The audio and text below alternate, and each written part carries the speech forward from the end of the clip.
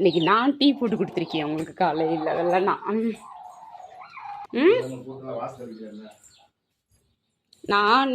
நான் செய்கிறேன்னா நீங்கள் என்ன சொல்லுவீங்க? நான் பார்த்துக்கிறேன், நீ உன் வேலையை போய் பாருன்னுவீங்க.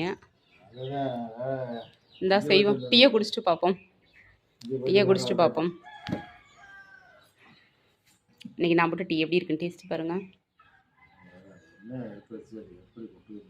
ஆமாங்க, நீங்க பாரு. சரி, நான் அதை க்ளீன் பண்ணிக்கிறேன். நான் டீ எப்படி மாமா இருக்கு? என்ன மூஞ்சி ஒரு மாதிரி போய்கிட்டு இருக்கு?